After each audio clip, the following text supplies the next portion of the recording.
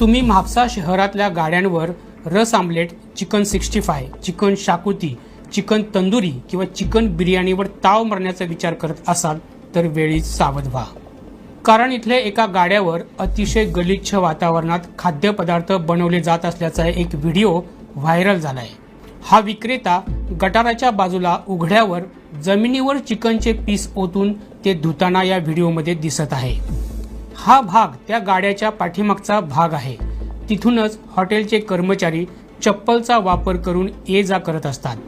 त्याची घाण जमिनीवर पसरलेली असते. त्यावर पाणी ओतून थेट चिकनचे पीस ओतले जातात.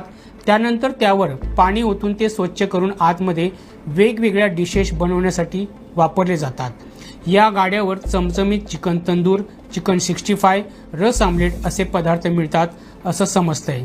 त्यामुळे तुम्ही शहरातील गाड्यांवर स्वस्तात भरपूर चिकन पीस मिळतात म्हणून खायला जात असाल तर जरा खात्री करूनच जा.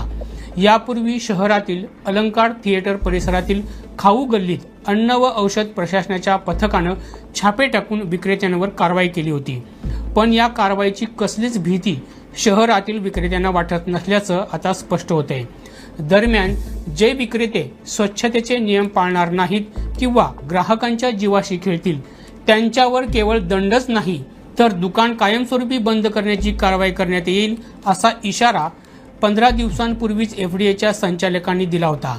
त्यामुळं म्हापसा शहरात आता ग्राहकांच्या आरोग्याशी खेळणाऱ्या अशा विक्रेत्यांना कायमची अद्दल घडवण्यासाठी FDA काय उपाययोजना करणार हे बघावं लागेल.